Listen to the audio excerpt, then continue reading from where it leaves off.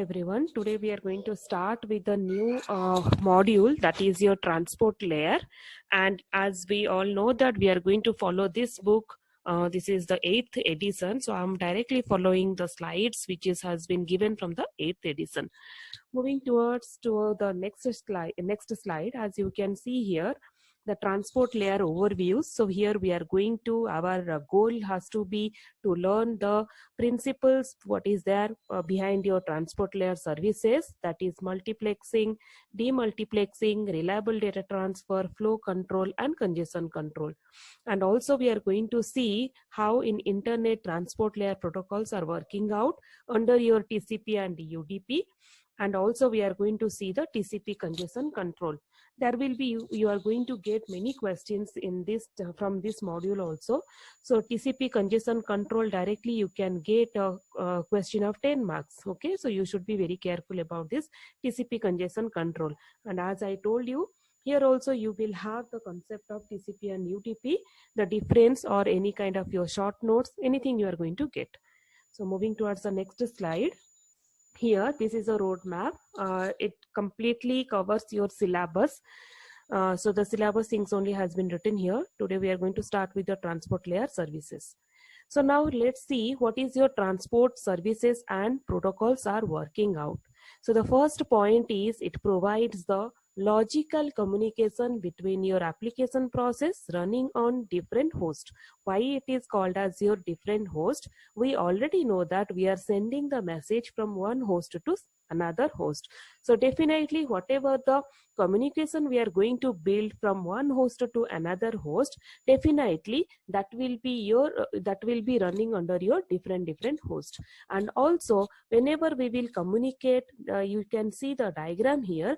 This is from the mobile network, this is from the enterprise network.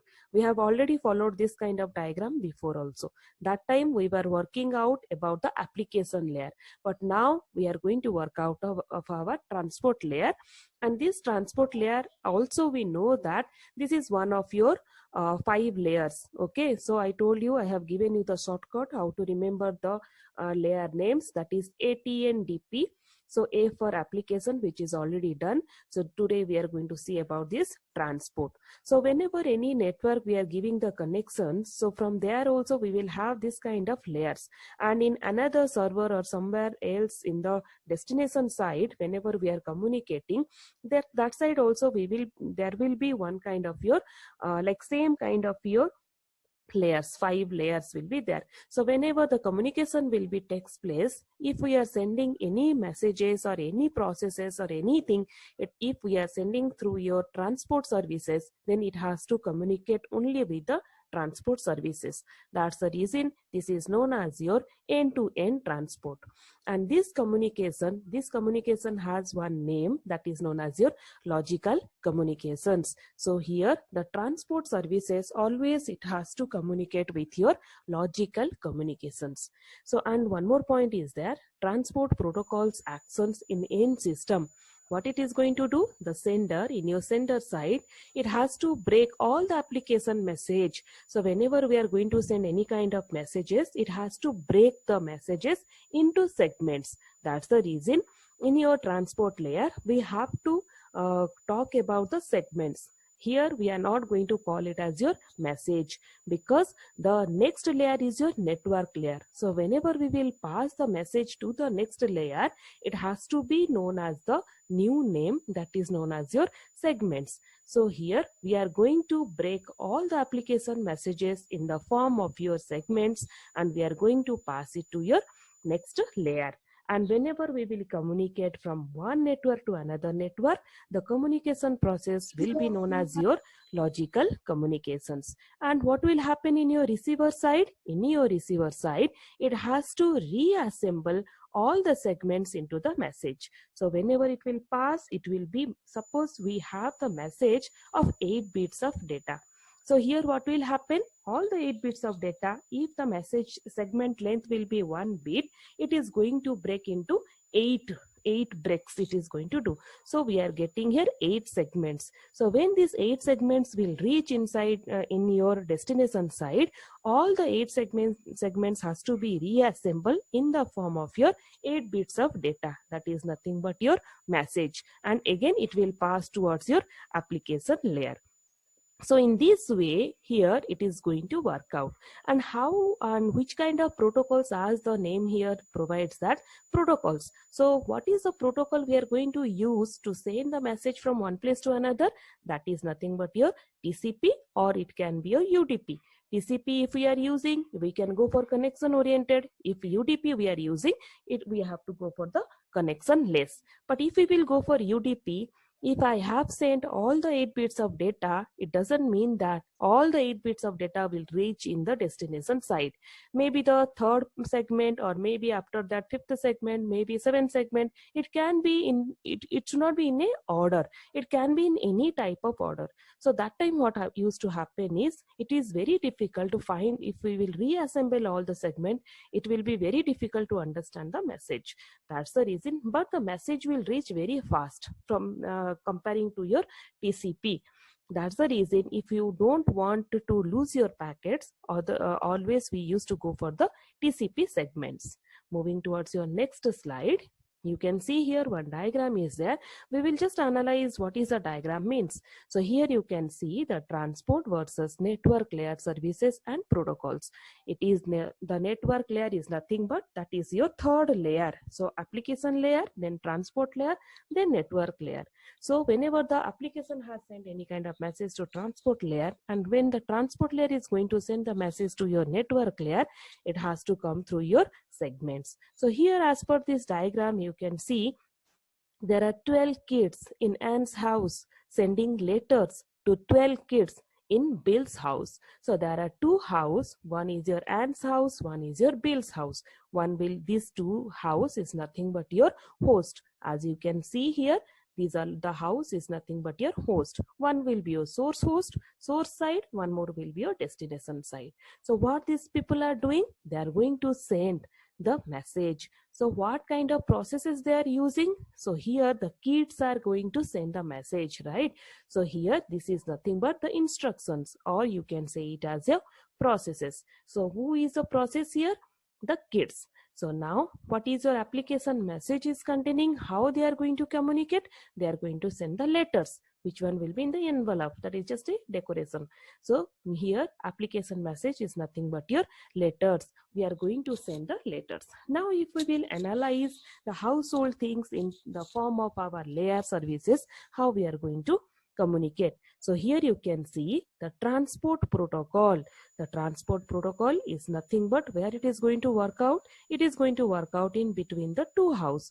One is your Anne's house, one more is your Bill's house. So these 2 houses is when they are going to multiplex or demultiplex. These two, in between the two houses we are going to communicate. That is nothing but your transport protocol. So who is your network? How the network layer protocol is going to work out? They are going to send the letters. How they will send the letters? By using the postal service. Whenever any media they are going to use to send any kind of message, that will comes under your network layer protocol. So what is the main job of your network layer protocol? This one will be acting as your media in between the 2 like host whenever it is going to send any kind of message. Here you can see I have written it. Transport layer, we know this is nothing but your logical communication between the process.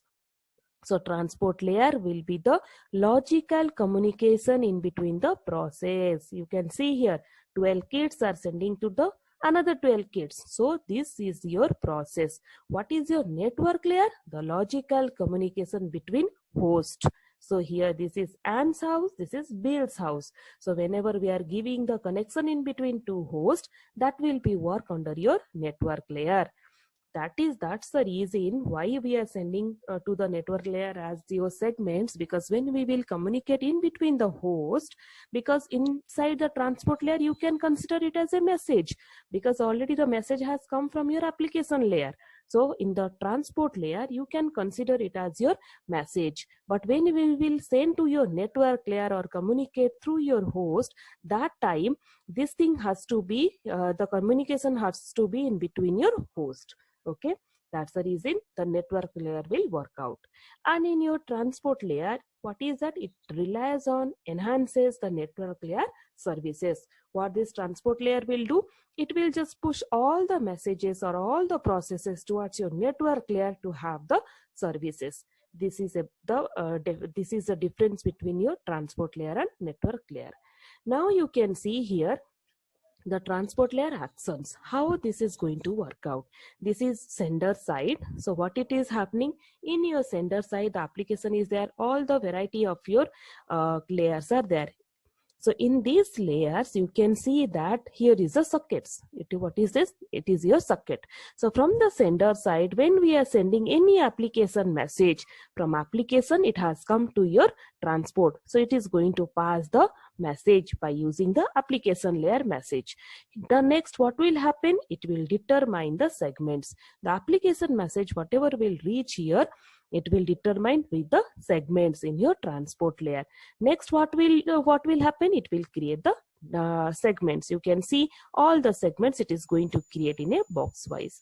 Next, what it is going to do? It is going to pass this transport layer, the segments, to your next layer. That is nothing but your network layer by using your IP addresses. Next, what it is going to do? Directly it will send to here by using this data link layer and physical layer. But till now we have not studied. When we will study, clearly you can find the answer. So next, what it will do? Once the message will receive here in the receiver side, how it is going to work out. Similarly, in your application layer, you will have the sockets also. So next, what it is going to do? It is going to receive. Who will receive? The transport layer will receive this segments, whatever will be there, but it will go through your network layer. Next, what it is going to do? It is going to check the header values. What all are the header values? Because whenever we will send any kind of message, the address has to be there. Without the address, it will not recognize in which server we are going to send the message. So the address bar will be there. So this TH is nothing but this is the header values. After that, what will happen? It will extract all the messages, whatever will be in the form of your segment. So it will reassemble all the messages. So next, how it is going to do? It is going to demultiplex everything, the message, and it is via your socket. It is going to send that application message to your application layer. So this is nothing but this is the actions, how it is going to take place in your transport layer. I hope you all have understood this. Moving towards the next one, you can see the two principles of internet transport protocols. As we have already discussed about this diagram, you can see here this is your transport, logical end-to-end transport, and then here also transport layer is there. So the communication will be in between your both the transport layer. So here the first one will be your TCP. I told you that the two principal like protocols will be TCP and UDP. We have to see the difference also. What is the meaning of your TCP? What is the meaning of your UDP? You can write all these points in a very generic way. So in your TCP, what will happen is the TCP, what is the full form of this? That is nothing but your transmission control protocol. So and your UDP, what is the full form? This is nothing but your user datagram protocol. So in your TCP, this is nothing but your connection setup. Otherwise, you can write down this is a connection oriented protocol. But in your UDP, this is a connection-less protocol. As in your TCP, as it is a connection-oriented protocol, it is very reliable by nature and it will give the in-order delivery. Whenever we will send any message without any acknowledgement, it will not send the next packet. So it will just wait for the message that it has been received in the delivery side or in the destination side or not. Once it will receive, then only it is going to send the next packet. But here what will happen, it is very unreliable and on order delivery. As I told you, it is, as it is a connectionless protocol, it will send just all the packets all over the network. So the network, the packets will roam around the networks, and whenever they will get any shortest route, then they will go to the destination part. That's the reason any of the packets can reach in the destination side in any of the time. There will be no in order facility. That's the reason this is known as your on ordered delivery. In your TCP, as all the packets will be waiting and they will be taking some time, that's the reason it will have the congestion control. But here what it will do, it will not have all these things. It will have just free, no frills extension. It means freely they can go anywhere, they can send all the like packets and all. So as there is a congestion control is there, it will have the flow of control of all the packets. Okay, but here that will not be there. Flow of control won't be there, and it will have the IP address and it will just go to the destination part. So the next one is your services not available. What services is not available? The delay guarantee. In both the cases, you cannot guarantee on the delay. It can be delayed because this is depends on the network issues. If they will have the network issues, then definitely the packet delay will be there. By the time it can happen in your TCP also, and it can happen in your UDP also. And one more thing is there, bandwidth guarantee is also not there, because the sender will have the bandwidth guarantee, but bandwidth, how much is that, the sender knows, but in the receiver side, how much will be the bandwidth is there, that guarantee no one can give, right? So this is all about your principal internet transport protocols.